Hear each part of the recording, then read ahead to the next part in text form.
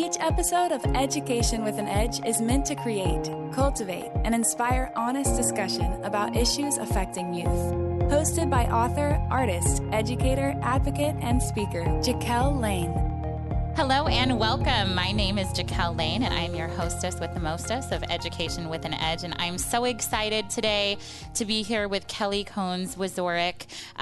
We are the only podcast where every child matters, because that's what we believe, and you should too. And we just want to welcome you, Kellie. Thank you so much for being with us here today. I'm so excited. When you asked me, I'm like, it wasn't even a thought. I just absolutely, yes. I'm so excited to be here. Well, thank you. And we are so excited to have you. She has such a breadth of knowledge and passion and positivity, and we're going to get into that. But before we do, I'm going to just tell you a little bit about Miss Kellie and all of her wonderful accolades, and also just some of the fun stuff about her, because she's a very fun person.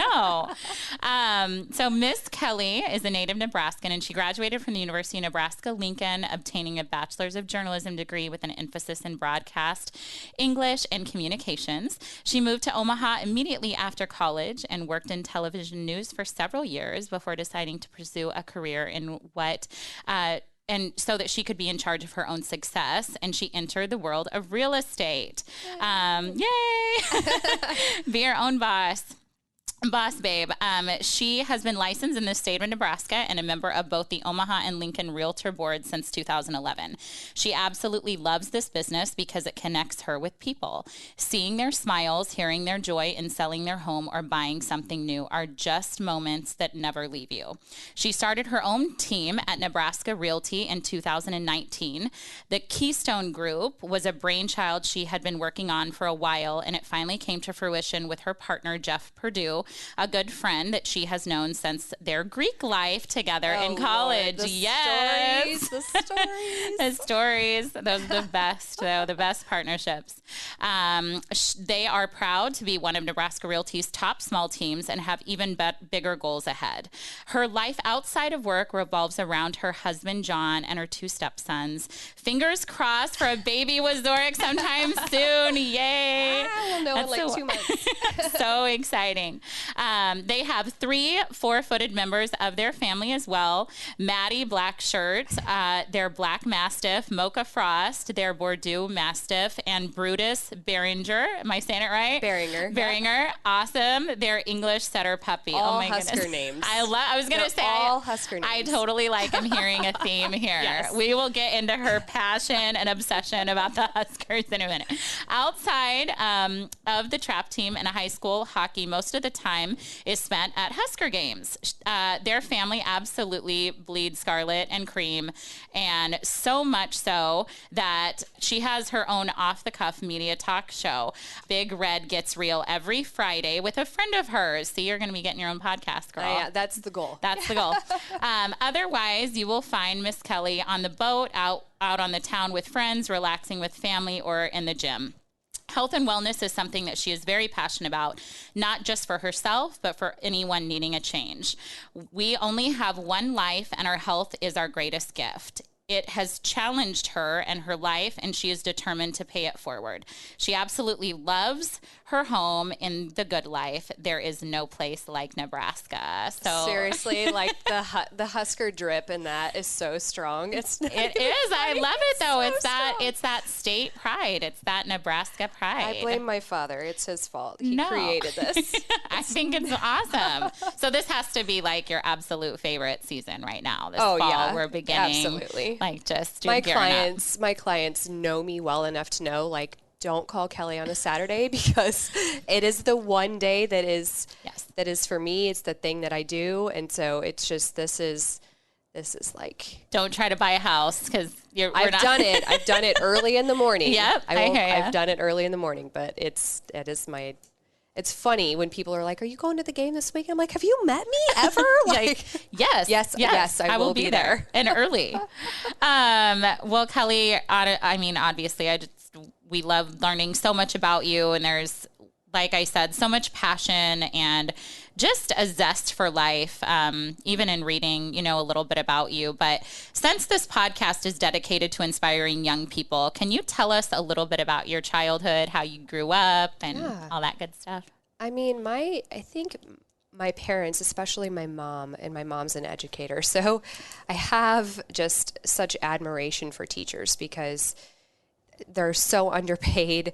They're so underappreciated. They literally shape our lives, right? So my parents, I think, did a wonderful job of giving us balance. Were they always things that we stuck with throughout our entire lives? No.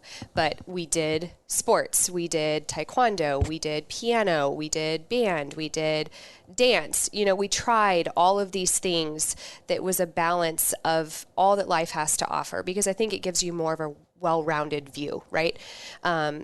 You have more of an appreciation for arts, but you also have an appreciation for education and for athleticism. And how do you balance all of those things? It just makes you a well-rounded kid. So that's kind of how I grew up in Kearney, K-Town. Love Kearney. Go Bearcats. UNK, Bearcats, hey. Cheerleader at heart. Love it. Yeah, and my mom was a high school teacher, so it's just... There's pictures of me from when I was 5 years old, maybe even younger, traveling with my mom and the speech team to speech tournaments. So I've literally gone to speech and debate tournaments since I was a toddler. So it's just something I've always been around, and it's just what I did. You know what I mean? So it kind of progressed into I'm really great with language and communication and words and grammar. And I mean, you talk to me about math and science? No, absolutely not. That's me too. But English and language, I got you. You got it. Yeah. No, and I think you bring up a really great point about being well-rounded, because I think you can do two things as a young person. You can really kind of select something, and I don't want to say that it's not to be negative, but you can select one activity or one thing that you're really passionate about, which is fine. But I'm glad that your parents had this stance, and I kind of take this stance because I didn't know what I was good at. I mean, you don't. I had, especially when you're that young, and I tell a lot of kids that, and I think a lot of the self-esteem issues that we see with young people is just due to the fact that they haven't found their niche yet. Correct. So it's like, try something. Correct. Don't be afraid to try something. Go out there and try as many things as you need to, because I think that can also transfer when you're an adult into the right career, Yes. And take that a step further. I think that also means if you want to try something, great, but you finish it. Yes. That doesn't mean you have to do it the next season, but you finish it. And I right. think that's one of the things that we see a lot these days is just, I don't like it, so I'm going to quit. Yeah. Whether that's activities, employment, whatever it is. And that's translated even to how we've, managed our home with my two stepsons, that if you don't want to do it next year, that's fine, but you've committed to a team or you've committed to this and you're going to see it through. If you don't like it, great. You tried it. Yeah. And now you know. Absolutely. And such an important lesson for life too, that especially if other people are counting on you, you'll see it through to the end, which is a character developer. Oh, truly, absolutely. And God willing, my mom is going to listen to this and she's going to say, I told you so. But there were so many times, especially every summer, and I had my mom home with me every summer because she was a teacher. But she made us do the reading program at the library every summer. And God, I hated her for it at that time because I'm like, I don't want to sit down and I don't want to, it's summer. Like I just want to, I don't want to do anything. Yeah. But man, it just translated into making me a better student and creativity wise. And again, all these years later, we had the boys do the same thing and they had the same reactions like, I don't want to do this, but they are great students and they've loved to read. And it's just funny how those things translate. Yeah. Well, and the discipline that goes along with it, whether it's goal the reading setting, program or goal setting or whatever. Absolutely. And I saw, it was a quote, actually it was when she won her Oscar, but, Lady Gaga stood up there and she said, don't anyone, misconstrue this. This is really, really hard work. If you have a dream, there's a discipline to passion. And I think that oftentimes, especially young people, and it speaks to your point, see they think that everything's so easy, or they see someone like you that's on the other side that's very successful and you know, has it all together and things of that nature. And they think, well, yeah, but if I come up against adversity, that means that I need to quit, or that means that this isn't the right path. That's not the case, no. you know. That's where you build character. That's where you build character. That's where the character and that's where you in. persevere. Yeah. So excellent. It's really easy to be in that narrow focus of the one lens of social media, of how easy everything looks.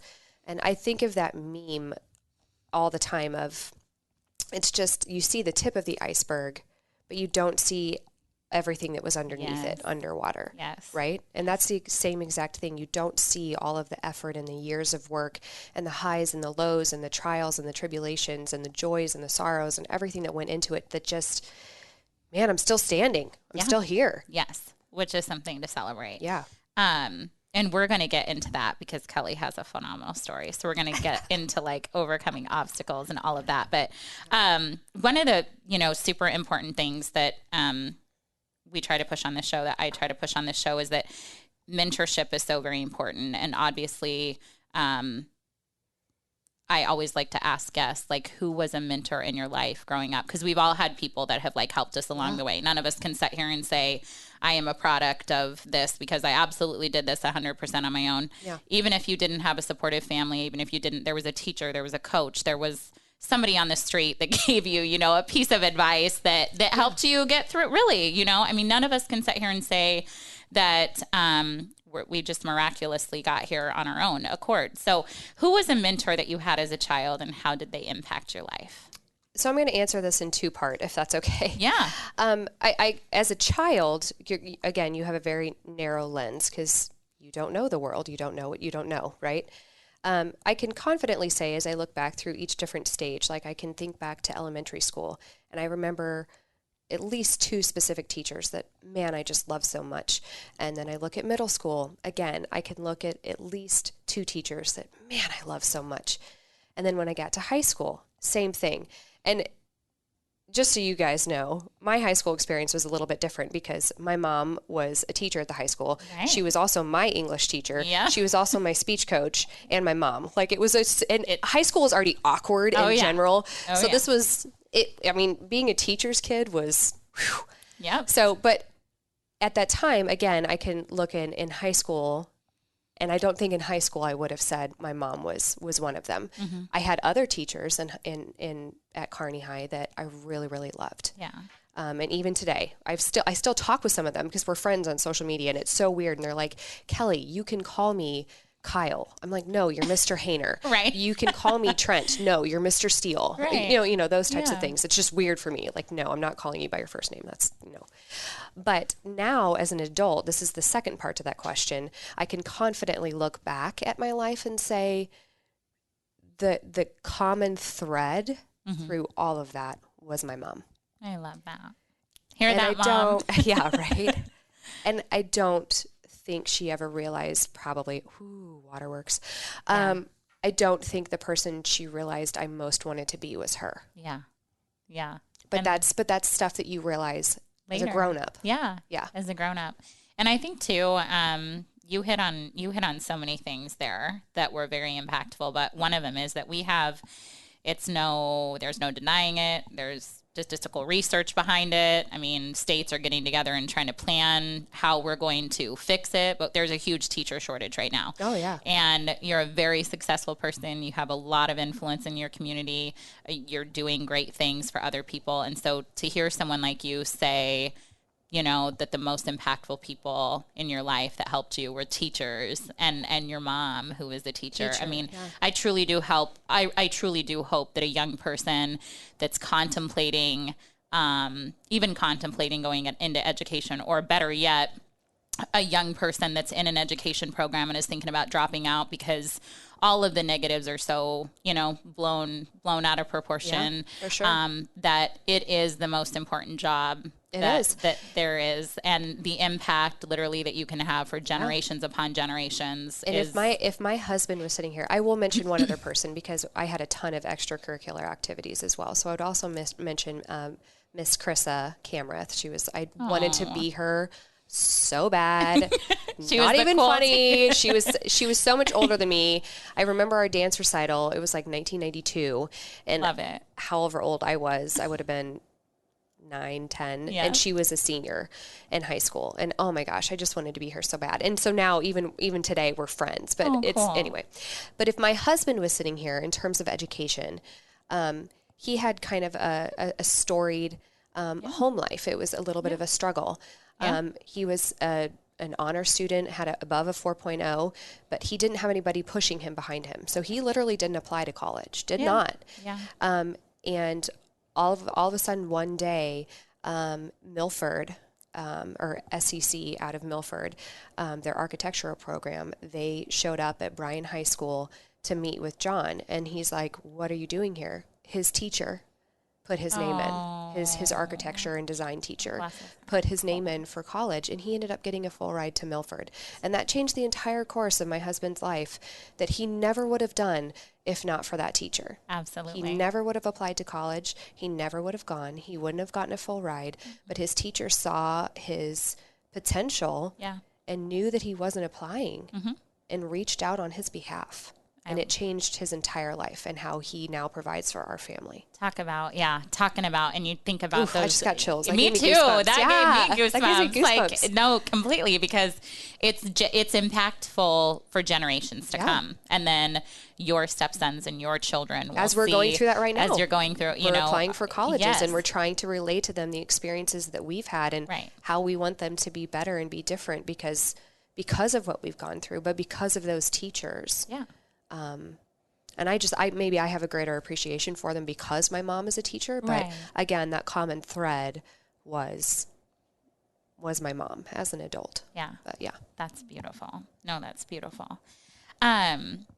So I always like to ask this question because obviously, as I've mentioned, Kellie, you're super successful now, but I like to ask people what they wanted to be when they were, what they wanted to be when they grew up. So the question is, what did you want to be when you were younger? And then how does that translate to all of the myriad of things that you do now? Because you're such a rock star. But. So it's funny so this is a funny question because in my head, it was one thing. And I'm like, I probably should ask my mom and just see if she remembered differently. Right. Because in my head, I wanted to be a cheerleader. Yeah. Like I wanted to cheer my entire life.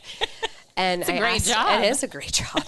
I miss it so much. And then I asked my mom yesterday and she said a ballet dancer. Oh, so yeah, it's similar paths. Yeah. But I look at that today and again, I know that you're not with me on a game day, but oh my God, if you are my husband cannot watch a game with me because it's so stressful. Yeah. I'm like, don't talk to me. I'm focused. I'm tunnel vision. Yes. I'm so zoned in. I'm still doing all of the cheers out loud. I'm doing all of the motions in the stands. Like I'm literally doing all of the footwork. It's literally never left me. I love it. And even now when we're planning for a baby and we're going through IVF, like I know that I want a girl so badly because I want her to be in cheerleading. Right. I just want to be a cheer mom so bad because I miss it so much. Yeah. So that's what I wanted to do. And I feel like in a way it's never left me. Yes. I feel like it's still there. For sure. Well, and once again, coincides and goes along totally with discipline and, supporting, a mission, and that's awesome. I wanted to work with dolphins. I didn't know, good for marine. you. Yeah, I don't know. I mean, like a marine biologist? Yeah, I guess. Or I don't even know that I wanted. Maybe I didn't even want that. I just especially being a Nebraska, a Western Nebraska girl. I don't know. Just wanted to hang out with dolphins. I don't know. What are some of the involvements that you have been a part of in your community, and why are they important to you? And more so, I want to know, obviously we can talk about real estate and you're a rock star real estate agent, but you've recently taken on kind of this advocacy for health and wellness. And so can you tell us a little bit about that story and about that journey? And I won't lie, it was dark. Yeah. It got really dark there. Yeah. I would say 2018, my husband and I have known for a while that we were going to have a hard time getting pregnant. Yeah. And so we started down the path of meeting with IVF specialists in the area. I met with, we had a consultation with one specific doctor to start with, and I left that appointment in tears. And I know that we're going to talk about in a little bit about what you struggled with or whatever, and bullying is a real thing. Yeah. And I'm not saying that anyone intentionally intends that they intend to do those things, but there's also a level of self-awareness as well. There is. And I would say that body shaming is real. Yes. And being told that you're too skinny is just as destructive as being told that you're too heavy. Mm-hmm. Okay. And it's all in how the message is delivered, right? So we met with a specific doctor, and I was sitting in her chair, and she looked me up and down. And I will start off by saying I was in a normal BMI. I was actually probably on the heavier end of my BMI. I was not underweight at all. I was very, very normal for 5'3". Yeah. Short little Italian girl. Like that's just, you know, whatever.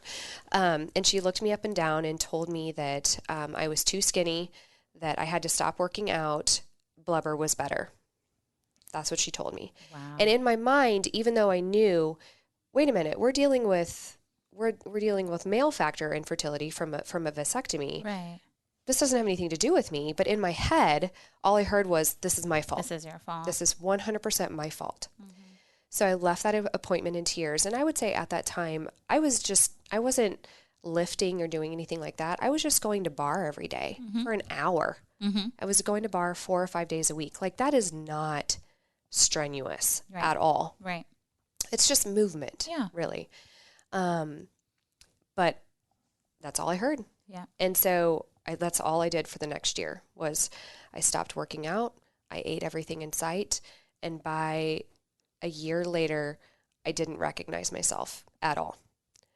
And I'm sure that most people looked at me and they're like, oh, she looks fine. Right. But I did not feel good for me. Yeah. And I felt horrible in my own skin. Like, mentally, I felt destroyed. Physically, I felt destroyed. I didn't want to leave my house. I didn't want to get out of bed. I didn't want to shower. I was afraid of intimacy because I was just so embarrassed of how I felt and how I looked. Not because of anything that John said or did. It was just me. And I literally had friends that started to show up at my house because I wasn't coming to work and I wasn't coming to meetings. Right. And that was extremely unlikely because I'm such a people person for me to just But when disappear. Depression sets in, it takes very away the obvious. things that you love the most. It's very obvious that I was depressed severely. And I remember one day literally thinking to myself that I wanted to die. That no one would miss me if I was gone. Like, that is the bottom of the barrel. And that is a scary place to be, man, because if you don't have a community around you to pull you out of that hole only digs deeper. And it gets narrower and narrower, and it gets really, really dark. So my girlfriend, Erin Chick, and she and I, again, had known each other since college. I had watched her on social media for years, doing at-home workouts. And I had told myself for years, like, I cannot work out at home. I'm such a gym person. Like, I need the atmosphere. Right. And really, at the end of the day, it was the socialization piece of it. Yeah. Okay. Yeah. But it was, at the end of the day, too, it was an excuse I was telling myself. So the good piece of that is when you feel that low and you feel that badly, the last thing you want to do is go to the gym and be around people. That is the last thing you want to do. Yeah. And so I thought to myself, I'm like, you know what? Okay, let's say I get pregnant right now. This can't be healthy for me. No. I am in no way am I in a good place to carry a child. Right. No way this can be healthy. Right. So I'm going to go back to doing what I know and take care of myself first. And what comes is what comes. And additionally, I advocated for myself. Yeah. That's the biggest piece of this, is I advocated for myself, and I went to a different doctor and another doctor and another doctor until we finally have found the one that we love the most. So the advocacy piece for yourself is huge, listening to yourself. So I reached out to Erin and I said, I just need to talk to somebody. So she said, absolutely. And so she met me for coffee and she let me cry. And I felt so broken inside, so broken. And my husband just felt helpless. Like, what do I do? I don't know what to do. And I sat there and talked to Aaron for a long time, and I thank God for Beachbody. Like, seriously, thank God for Beachbody. And it changed my life. It saved my life. And I tell Aaron this all the time. She saved my life. She literally saved my life. Yeah. And from that moment on, I went all in. If you've ever heard of Sean T, he's like my favorite. Yeah. He, like, Hip Hop Abs is so his OG program, and it's hilarious to watch now because he's wearing these giant MC Hammer pants, and it's hysterical to watch now. But so I went all in with Sean T. I'm like, I've got to focus on my fitness. I need to work on my personal development, and I need to work on my nutrition. Yeah. I've got to get back to doing those things, so I'm taking care of myself because I can't pour from an empty cup. Yep. Love that. And that was January of 2019 when that program started. And I think, so I finished that 6-week program. I did it again, and I did it again. And by the third time, I had lost the 30 pounds that I had put onto my frame. That's how much I had put onto my frame at 5'3". Yeah. That's a lot. Yeah. Yeah. And I felt like an entirely different person. Yeah. I felt lighter. I felt better. More in control. I was more in control. And on top of that, it was nice for my family to see too. And now that's just my space. That is my space in my house, that I have my stack of personal development books. It's what I do in the morning, except for right now because I've been sick for 5 days. Yeah. But it's what I do in the morning. I go down there. I do my personal development reading. I do my journaling, where I'm writing out my gratitudes every single day. I'm writing out my goals for the day. I'm drinking my pre-workout, and I'm getting, 20 to 45 minutes in for me, and I'm done. Yep. Because I deserve an hour for myself every single day.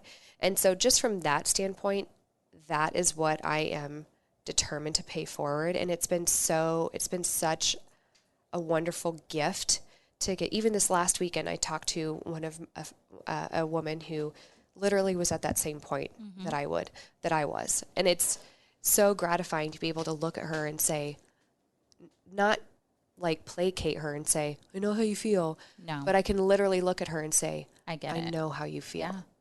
And that means something. And if I can help one person, like one person helped me, done. Absolutely. And I think what's so powerful about so many things that you said, but I follow you a lot, and our viewers will follow you too, on social media, but your positivity, but also you're very real. You're not afraid to be vulnerable. I think one of the things as well that we've missed during this time period, through COVID, through whatever, but really just in our technological age, even before COVID, we were missing it, was a sense of community. Yeah. And I can't tell you how many times students' parents will reach out and say, our child's depressed, or our child is going through this. And truly your story, Kellie, is not just about what you've done in trying to get healthier or whatever, but it's also, life is not straight up. No. And all of us have had a plan, right? Yeah. Best laid plans, right? And when you're sitting there, and whether it's in a doctor's office, and you're being told that, it's going to be difficult for you to have the family that you've always wanted, or whether, there's another dream that isn't able to come to fruition just the way that you'd like it.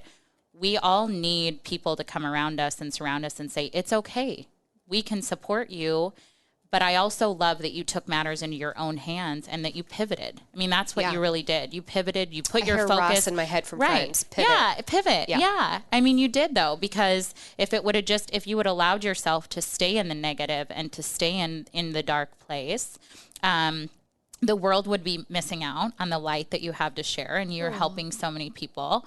But also, I don't feel like you would have been able to progress forward and move forward in a way. And that's a lesson for all of us, not just kids, but adults. You can get so stuck in one chapter that you don't turn the page. Yeah. You don't know how to turn the page, right? And the best is yet to come. And everyone, I think it's so, and you hear this a lot, everyone gets so hung up on a highlight reel. Yes.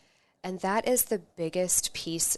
I literally have people tell me this all the time. Why do you share so much? Because I didn't feel like I had anybody. Yeah. Go, especially especially going through fertility that affects 1 in 8 people. It's extremely lonely. Yes. It's very taboo. Yes. It's not talked about. No. Being a step parent is extremely difficult. Yes. It's a blessing, but it's a delicate balance, and it takes work. Yeah. Those two things together, plus being a professional woman, being married, and having been married and divorced before, there's just so many different pieces. A lot of dynamics. There's tons of dynamics. And I'm like, God, if I feel alone, there have got to be other people that feel alone. So if I can do one thing, and that is to share what I'm going through, and one person can say, oh my gosh, I resonate with that so much. Thank you for saying this. I don't feel alone. I'm glad to know I have a community. And that was the most surprising piece about Beachbody that came out of what I found. Like, these girls didn't, outside of Aaron, never knew him. And now I literally talk to them every single day. We get together, we hang out, we're friends. And the coolest part is everything with Beachbody was already virtual. So we were ready and built for the pandemic. Right. We were literally built and ready to serve people during that pandemic. And it's been such a joy to watch things come out of it. And I really, truly believe, you talked a little bit about that higher plan. It's sad to say, because I'm a person of faith, but I didn't believe it. Right. I didn't believe it. And now I do. Yeah. And the reason I say that is, John and I have been together for 14 years. We've been married for 6. We've been trying to get pregnant for 4, right? So this entire time, especially the last 4 years, has been so disheartening. It is such a hard journey because I know there are so many times that I told myself, God forgot about me. Yeah. God forgot about me. What did I do wrong? Have I not proven myself enough? Like, I'm literally going to start crying. No, you're fine. And I pushed it, and I pushed, and I pushed, and I pushed, because I wanted it. I wanted it so badly. I wanted to be a mom. Yeah. And not that stepmoms aren't moms. It's just different because they have a mom. It's not the same as carrying your own. I love them. I would give them everything in the world. Yeah. The boys were 2 and 3 when John and I first started dating, and now they're 16 and 18. So, but it's just different, right? And so that whole time I was like, have I not proven myself enough? Yes. Like, why? Why me? It's so easy to say, why me? And now that I'm on the other side of this, and we have found this amazing doctor, we saw 3 other doctors before we got to him, right? I had that first experience that sent me into the depression. Met a second doctor here in town, but they didn't offer any financing plans for patients. And we're talking about having to go in and lay down $30,000 to get started because it's not covered by insurance. So this is a really difficult situation that's already hard for couples, and then they have no options. Yes. And that made no sense to me because I can literally go get a payment plan for vet care for my dog. Right. Seriously. Yeah. But I can't get a payment plan for fertility. And, it's considered an elective. Like, I have so much that I want to do in terms of advocacy with insurance and women's health. It's not even funny, just with what I've experienced. Yes. So that really turned me off with that doctor. So then we were taking our services to New York. I had a couple of friends that had a really good experience with this doctor in New York. And it was literally, including our time and travel and lodging and all that kind of stuff, it was 1/3 of the cost here in Omaha. And then COVID hit. Yeah. And all the elective procedures shut down. And then elective procedures reopened, except New York would not accept patients from states that didn't have a mask mandate. Yeah. And guess where I live? And that's out of my control. So it was just like roadblock after roadblock after roadblock that okay, we've got to take a break because I can't take any more of this heartache, right? And then another girlfriend of mine said, I really think that you should check out this doctor in Colorado. We had a consultation with him in April, just a few months ago, and he was legit the first doctor that ever said to me, Kellie, this is not a big deal. You will be pregnant. It's amazing. Can you imagine? Because it's hope. It's hope. He gave you hope. That's the first doctor in 4 years after we've had a failed vasectomy reversal. Like, the first doctor to give me any sense of hope, to say, you are perfectly healthy. This is not a big deal. And thank God I started taking care of myself, because now I'm in the best position that I can be, right? We went and met with him in July, and the first person that they had us meet with was a geneticist who literally sketched out our family tree by hand. Wow. On both sides, and then tell us about any physical, mental ailments, any medical conditions that anyone has gone through. And you know that when you go visit your doctor, you've written down a million times, like, do you have diabetes in your family? Do you have a history of cancer in your family? Sure. Like, you've written that down a million times. But until you see it drawn out, it was a giant red flag for that geneticist. Yeah. And John had a line of breast cancer on his paternal side. Yeah. John, I really think that you should get a genetic test to just make sure that you don't have this gene. And no one, again, no doctor to this point had told John that. They had told me to get genetically tested, which I did. But nobody had said that to John. So we're like, man, we're already here. He may as well. We want to make sure that he's healthy and that our babies are as healthy as possible. So they were looking for that, the BRCA gene, the BRCA gene. And it didn't come back with that, but it came back with HOXB13, which is the genetic mutation for prostate cancer. Oh, wow.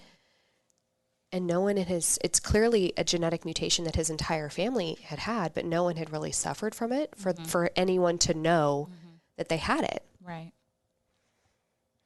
So he needed to go get tested for that because it was early onset by age 40. He's 47. Yeah. Yeah. So he went and got tested, and thank God he's in almost a very, very low range, like well below normal, right?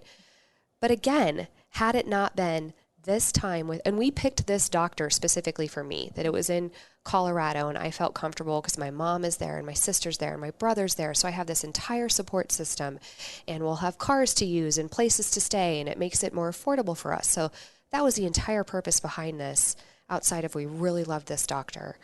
And then it turned into so much more for John too, and making sure that our kids are healthy. So at the time, I'm like, why is none of this working out for me? Why? Why am I having to go through all of this heartache and all of this pain? And now being on the other side of it, and we're right in the middle of our cycle, I know that this is when it was supposed to be. Yeah. Because we were supposed to be with this doctor at this time to figure all of this stuff out. Yeah. And it's crazy. No, it is, but it's hard to articulate that, and it's hard to explain that to a young person, and it's hard for adults to understand. Even adults. But there is a plan. Yeah. There is a plan. And again, had that beach body not been woven into that entire plan, for him to get all of my test results back and say, Kellie, you are perfectly healthy. There's nothing that we need to have you do extra. I expect you to respond very well. And had I not been taking care of myself because of one person in that community wanting to help me, I wouldn't be in this position. Yes. There is a plan, and I know it sucks when you're in it, because we're very impatient people by nature. Especially a Gemini Italian, like it's just what we are. But man, it was supposed to be how it's supposed to be. Yep.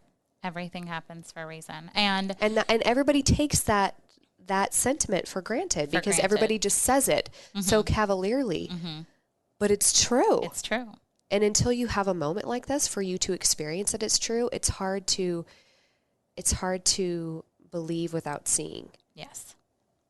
Right? Yes, absolutely. But you have to believe without seeing. Not seeing is believing. Absolutely. You know? And I think that goes to a point too, that if there is anyone that's in a waiting season, right? You do the best that you can with what's in front of you, which is what you and John did. You made the best decisions. You advocated for yourself. Yep. But at the end of the day, you have to relinquish some of that power and just wait. Yeah. It's just so hard. It's so hard, especially for a young person to understand. Yeah. It's so hard. And he's 9 years older than me, you know, and I swear, if I hear one more person tell me I'm a geriatric pregnancy, I'm going to lose my mind. Right. I'm like, I'm 37 years old. Like, you know what I mean? Yep. But at the same time, it's important to remember that if you are 1% better than you were yesterday, you're 7% better by the end of the week. That's right. And what is your, how many weeks in a year? Right. So progress is progress. Progress is progress. Yep. And it's hard for you to see it when you're in it. It's the same thing with working out, right? Yep. You are the last person that will see notice. changes. Yes, you are the last person to see changes on yourself. Everyone else will see it before you see it. Before you. Yeah. Yep. Same concept. Absolutely. Absolutely. Wonderful. Wonderful. Wonderful, mind-blowing points made. And I would say outside of fertility, blended family life, those are all very challenging and they're very normal.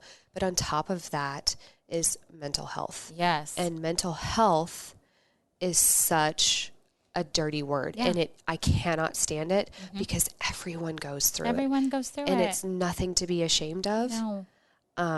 At all. No. And it's the hard part is that it hasn't been normalized enough that you feel ashamed. Yeah. And isolated, which is what makes it worse. That's what makes it worse. And that's where the danger is. Correct. Yeah. And so if you don't have that community, if you don't have that tribe around you, I call mine my good vibes tribe. Yeah. If you don't have that tribe around you to pull you up out of the yuck, all you've heard is that mental health is nobody talks about it. Absolutely. There's something wrong with you. You're broken. Which is so wrong, and why, honestly, examples like yourself and with others, and really why I started this podcast was because we need to change that for the next generation. For sure. There's been too much hurt. There's been too many people that have gone silent. There's been too many people that we've lost because we are not able to talk about it. Correct. And which is why what you're doing is so That's important. Why in being, exactly. Really. That's why I'm not afraid. I'm not afraid to cry on my social. I cry a lot. But I'm not afraid to show people my tears. I'm not afraid to show people my pain because I'm a real person. You're real. And you're a real person. And it's okay for you to feel pain. Yeah. And you are able to connect with people when you share it. Yes. Because it's a sharing of like-mindedness, right? Absolutely. And if all you ever see from me is sunshine and rainbows, then how are we ever going to connect on a real level? It's going to be so surface level. It's going to be so superficial because all you ever see from me is my highlight reel. But if you look on my feed, there's pictures of me crying. There's pictures of me when I've struggled. You can watch my stories and I'm literally crying in tears because it's just what I'm going through. Yeah. No, Life's hard. Life is hard, Life's man. hard. Yeah.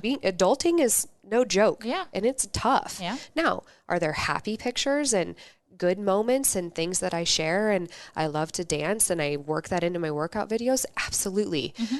But that's not all the time. Right. And that's unrealistic. Yes. And so when people ask me, why do you share so much? I'm different than you. Cool.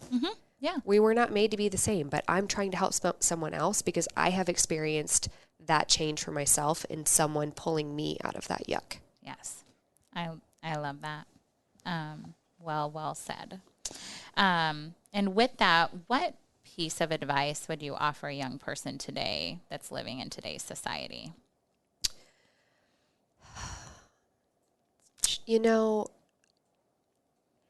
Growing up, I would say, and I still struggle with this as an adult, I never, ever dealt well with meanness, bullying. We didn't really call it bullying, back then. Yep. Kids being kids. Yeah. I have never dealt well with meanness because it didn't make sense to me. It's something that I just don't get it. You know what I mean? So in middle school, high school, mean girls, just feeling so bad about myself, and that it's hard because people have opinions of you even as a grown up. And I would say I'm 38 and I'm still trying to figure out how to not care. Yes. And that's really hard because I know that I have empathic qualities where I'm an empath, and so I feel a lot. Me too. And I have this incessant need to people please. And what you learn is people pleasing is a trauma response. Yes. And so even now as a grown up, I still struggle with learning not to give an SHIT. Yep. Yep.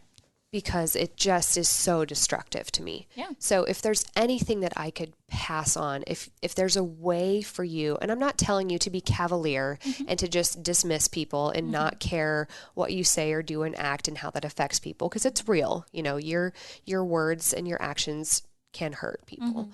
That's not what I'm saying. But what I'm saying is, do what you know, do what you love, listen to yourself, and stand in that, right? Stand in that truth and feel good about it. And find a way to not care. Yes. Because I'm still trying to figure that out. Right. And I wish someone had helped me earlier. Right. Because a ton of time wasted of just trying to be a people pleaser. And I deal with it every single day still now, where it's really, I have almost like an anxious response to it, because I don't like it when somebody's mad at me. I don't like it when someone doesn't like me. All I want to do is fix it. I just want to make a situation better. But sometimes you can't fix a problem. Sometimes you can't fix a person, or it's just your paths have diverged, and it is what it is. Yeah. And that's life too. And I love, you said something really beautiful. And I think if I could go back to my younger self, that's probably the biggest thing. It's just, if you are able to stand in your truth and be okay, then do it, you know, stand in your truth. For sure. You know, and that's a tough lesson. And, you know, I don't have it figured out, you know, but it's so easy to try and think that you should be something different, or, you know, the world wants you to be something different. And, it's just not worth living with those regrets at the end of the day. So excellent advice. What would you say your favorite quote or motto is, and why? Ooh. I thought about this a lot, and then again, apparently I'm two-part today. That's good. We love two-part. You are always free to choose. You are not free from the consequences of those choices. Wow. Right? You always have a choice, but you have to accept what comes from that choice. Yep. Good or bad, that was your choice. Yep. And the second piece of that is, you can have results or you can have excuses. You can't have both.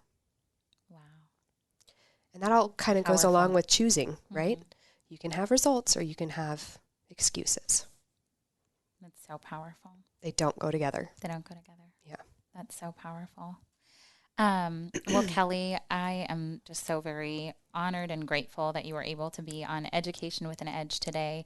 Can you tell us just quickly where our viewers, our listeners can follow you, be it on social media, website, support your real estate, support your health and fitness goals, follow your story, any woman that's going through issues of infertility. I know that you're such a bright light in that aspect as well. So share away, my dear. Well, and thank you for giving me a platform. I'm very grateful. So I would say the best place to find me is the IG. Yes. The gram. Yes. When you go to my Instagram, and my handle is the Kellie K. Wazorek, I have a link on there. It's for my link tree, and it'll take you to a bunch of different things. If you're needing real estate assistance, if you're needing, if you want to talk about fertility, or if you're just needing a community, or if you want to get involved with health and fitness and trying to, I really think, especially the health and fitness piece of this, you have to help yourself first, and then you can help others. But there's a link to all of that there's a way to connect with me. But you can also find me on TikTok. Love it. That's Husker Sports Babe. Very cool. As is my Twitter. Twitter is a magical place, especially on college football Saturdays. It is. I'm live tweeting the game always. So that's also Husker Sport, or I'm sorry, that's also Kellie K, the Kellie K. But it's just such a fun place. But the Instagram is probably the best place to find me. Awesome. So. Wonderful.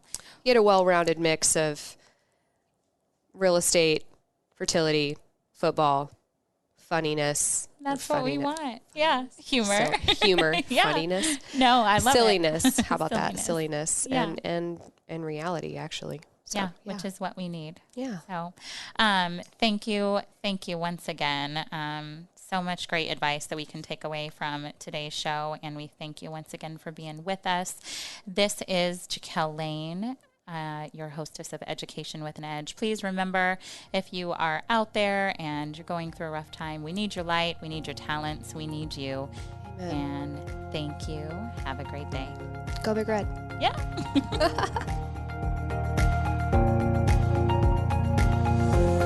If you have a question or just want to learn more, go to JakelleLane.com.